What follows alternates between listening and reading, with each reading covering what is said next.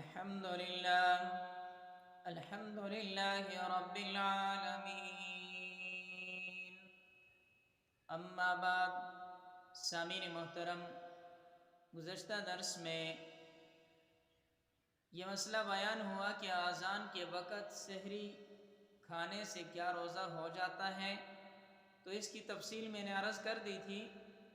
اصل میں دار یہاں پر روزہ ہونے اور نہ ہونے کا اس بات پر ہے کہ وقت کو دیکھا جائے گا۔ اگر صبح صادق کے بعد سحری کھائی جا رہی تھی تو یاد رکھو روزہ نہیں ہوتا۔ اگر صبح صادق سے پہلے سحری کھائی جا رہی تھی تو روزہ ہو جائے گا۔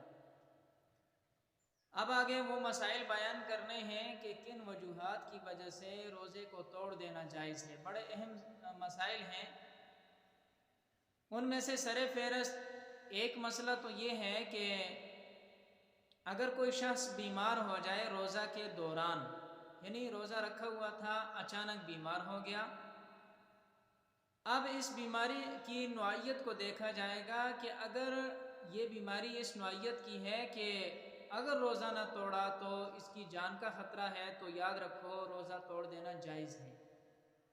لیکن اگر بیماری اس نوعیت کی نہیں ہے بلکہ روزہ رکھے ہوئے ہی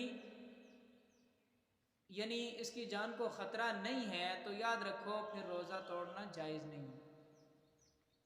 اس کے ساتھ یہ بات بھی سمجھ لیں کہ جو حاملہ عورت ہے اس کے لیے روزہ توڑنا جائز ہے اگر حمل ضائع ہونے کا خطرہ ہو یا بیماری کا خدشہ ہو، کسی قسم کا کوئی اس طرح کا مسئلہ درپیش ہو جس کی وجہ سے نقصان کا اندیشہ ہو، چاہے بچے کا نقصان کا اندیشہ ہو یا اپنا ہو، یعنی حاملہ عورت کا ہو، تو یاد رکھو روزہ توڑ دینا جائز ہے۔